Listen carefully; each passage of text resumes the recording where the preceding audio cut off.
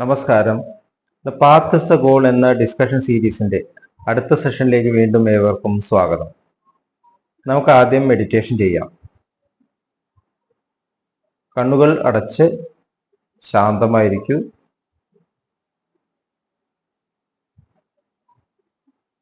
ഭൂമി മാതാവിനോടും സർവചരാചരങ്ങളോടും അന്തരീക്ഷത്തോടും കൃതജ്ഞത രേഖപ്പെടുത്തൂ. ഭൂമി മാതാവിൽ നിന്നുമുള്ള ഹീലിംഗ് എനർജി കാലുകളിലൂടെ പ്രവേശിച്ച് ശരീരം മുഴുവൻ വ്യാപിക്കുന്നതായും ശരീരത്തിലെ എല്ലാ ഭാഗങ്ങളെയും എല്ലാ കോശങ്ങളെയും റിലാക്സ് ചെയ്യാൻ സഹായിക്കുന്നതായും അനുഭവിക്കൂ.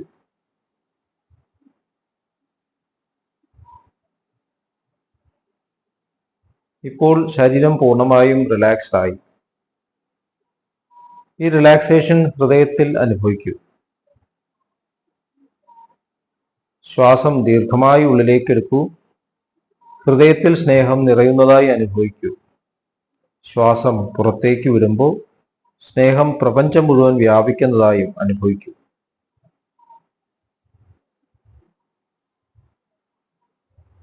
ഹൃദയത്തിൽ കുടികൊള്ളുന്ന സ്നേഹത്തിന്റെ സ്രോതസ്സിൽ നിന്നും ഉദ്ഭവിക്കുന്ന ദിവ്യപ്രകാശം മനസ്സിനെ ആകർഷിക്കുന്നതായി അനുഭവിക്കൂ.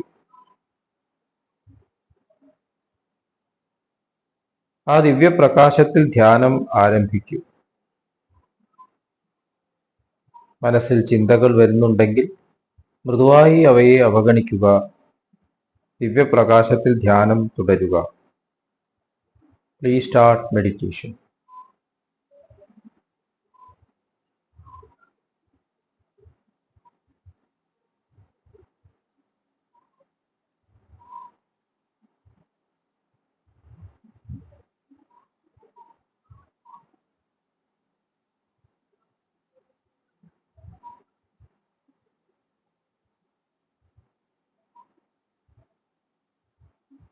ഓക്കെ, ആ കണ്ടീഷൻ ഹൃദയത്തിൽ നിലനിർത്തി പതുക്കെ കണ്ണുകൾ തുറക്കൂ.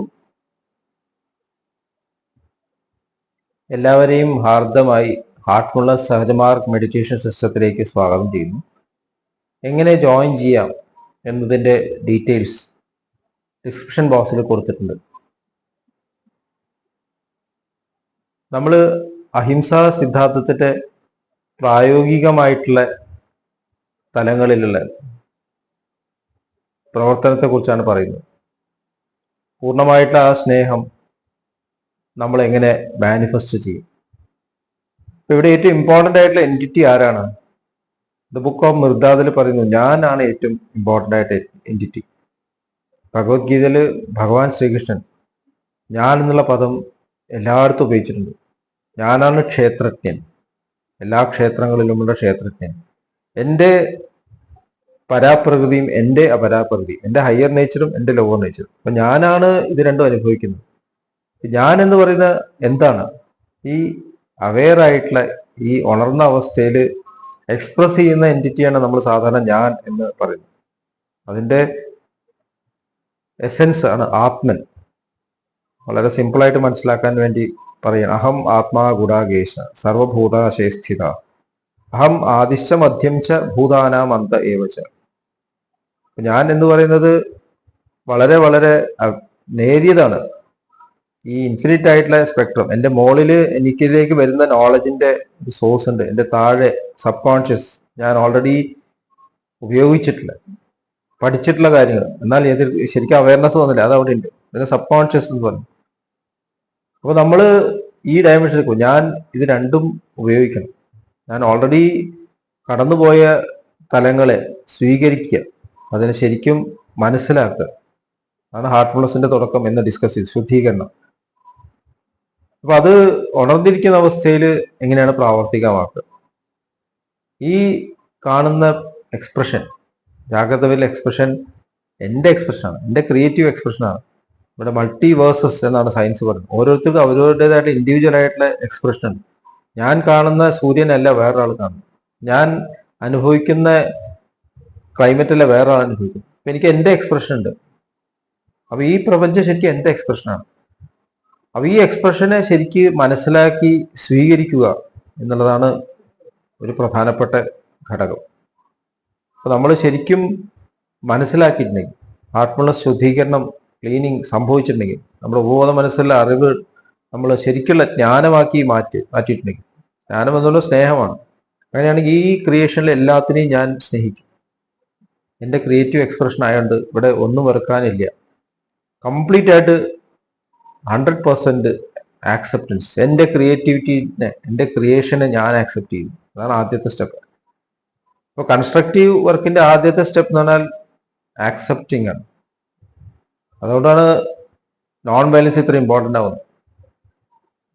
ഞാനാണ് അത് ക്രിയേറ്റ് ചെയ്തത്. അപ്പൊ ഇതിലുള്ള ഓരോ വസ്തുവും, ഓരോ എക്സ്പീരിയൻസസും നമ്മൾ സ്നേഹപൂർവ്വം ആക്സെപ്റ്റ് ചെയ്യണം. സഹജമാർഗത്തിലെ 2 പ്രധാനപ്പെട്ട മാക്സിംസ് ഇതിനെക്കുറിച്ചാണ്. ആക്സെപ്റ്റ് മിസറീസ് ആസ് ബ്ലെസ്സിങ്സ്, പിന്നെ ആക്സെപ്റ്റ് ക്രിറ്റിസിസംസ് ആസ് ബ്ലെസ്സിങ്സ്. ഇത് രണ്ടും നമ്മൾ ആക്സെപ്റ്റ് ചെയ്യണം. കാരണം മറ്റേത് എളുപ്പമാണ്. സുഖാനുഭവങ്ങളെ ആക്സെപ്റ്റ് ചെയ്യാൻ എളുപ്പമായിട്ടാണ് അങ്ങനെ പറയുന്നത്. സുഖാനുഭവങ്ങളെ ആക്സെപ്റ്റ് ചെയ്യാനേ പാടുള്ളൂ, അതിൽ അർമ്മതിക്കാൻ പാടില്ല, സ്വീകരിക്കുക. അതും എൻ്റെ എക്സ്പ്രഷനാണ്. അപ്പോൾ ഇവിടെ എന്ത് കാണുമ്പോഴും അതിനെ ഡിസ്പറാജ് ചെയ്യാത്ത ഒരു തലത്തിലേക്ക് മാറുമ്പോൾ ഞാൻ എൻ്റെ കൺസ്ട്രക്റ്റീവ് വർക്കിന്റെ വലിയൊരു സ്റ്റെപ്പ് കടന്നു. അതിലൊരു പ്രധാന ഘടകമാണ് ലിസണിങ്. നമ്മൾ അതേക്കുറിച്ച് ഒരുപാട് ഡിസ്കസ് ചെയ്താണ്. ലിസണിങ്, കേൾക്കുക. ചെവികൾ മാത്രമല്ല, എൻ്റെ പൂർണ്ണമായിട്ടുള്ള പ്രസൻസ് വേണം എന്ത് കാര്യം അനുഭവിക്കുമ്പോൾ. ഞാനാണ് ലിസണിങ് എന്ന് പറയുന്നത്. നമ്മുടെ മുമ്പിലേക്ക് ഒരു വ്യക്തി കടന്നു വരുമ്പോൾ, ഒരു അനുഭവം കടന്നു വരുമ്പോൾ, ബി പ്രസന്റ് 100%. കാരണം ആ മൊമെന്റ് എൻ്റെ എക്സ്പ്രഷനാണ്, എൻ്റെ ക്രിയേറ്റിവിറ്റിയുടെ എക്സ്പ്രഷനാണ്. അപ്പൊ അത് അതേപോലെ തന്നെ ഇംബൈബ് ചെയ്യേണ്ട ആവശ്യമുണ്ട്. എന്നാലേ അവിടെ എന്താ ചെയ്യേണ്ടതെന്ന് അറിയാൻ പറ്റുള്ളൂ. ഇവിടുന്ന് ഓടി രക്ഷപ്പെടാൻ പറ്റില്ല. സ്പിരിച്വാലിറ്റിയിൽ ഏറ്റവും അപകടം പിടിച്ച ഒരു കാലഘട്ടം എന്ന് പറഞ്ഞാൽ ഇതിന്നൊക്കെ രക്ഷപ്പെടുക എന്നുള്ളതാണ്. വൈരാഗ്യം എന്ന് പറഞ്ഞാൽ ഈ അനുഭവങ്ങളൊക്കെ നമുക്ക് അപകടകരമാണ്, വിട്ടിട്ട് പോകുക എന്നുള്ളതാണ്. അങ്ങനെയല്ല ഇതിനെ മനസ്സിലാക്കേണ്ടത്.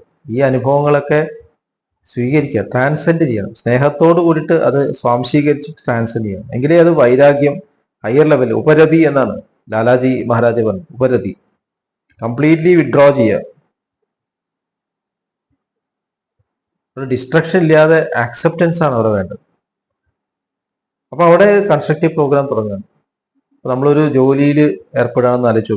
എന്ത് ജോലിയായാലും അവിടെയുള്ള കണ്ടീഷൻസ്, അവിടെയുള്ള ഉപകരണങ്ങൾ, അവിടെയുള്ള വ്യക്തികൾ ആക്സെപ്റ്റ് ചെയ്യുക. എന്നിട്ട് എൻ്റെ കഴിവുകൾ എങ്ങനെ അവിടെ ഉപയോഗിക്കാൻ സാധിക്കും. അപ്പൊ ആദ്യം ചെല്ലുമ്പോൾ തന്നെ കംപ്ലൈന്റുകളല്ല വേണ്ടത്, നമ്മൾ പ്രസന്റ് ആവുന്നത്. ഇപ്പൊ രാവിലെ 8:30 എത്തണം. ഞങ്ങളുടെ ഹോസ്പിറ്റലിലുള്ള നിയമമാണ്. ഓരോ സ്ഥലങ്ങളും ഓരോ നിയമമുണ്ട്. അത് 8:30 എത്തുക, എല്ലാവരും എത്തുക, എല്ലാവരും ഒരുമിച്ച് നിൽക്കുക, അസംബ്ലിയിൽ നിൽക്കുക, എല്ലാവരും അറ്റൻഡൻസ് രജിസ്റ്റർ സൈൻ ചെയ്യുക. അവരവർക്ക് ജോലി അലോട്ട് ചെയ്തിട്ടുണ്ട്, അത് ചെയ്യുക. അടുത്തുള്ളവരെ ഹെൽപ്പ് ചെയ്യുക, അവരുടെ കാര്യങ്ങൾ മനസ്സിലാക്കാൻ ശ്രമിക്കുക. എല്ലാത്തിനും ഇൻവോൾവ് ആവുകയല്ല അല്ല വേണ്ടത്. അപ്പൊ അന്നത്തെ അപ്പോഴത്തെ പ്രശ്നങ്ങൾ എന്ത് രീതിയിലാണ് ഫേസ് ചെയ്യേണ്ടത് അപ്പോഴേ നമുക്ക് മനസ്സിലാക്കാൻ സാധിക്കും. 100% ആക്സെപ്റ്റൻസ്.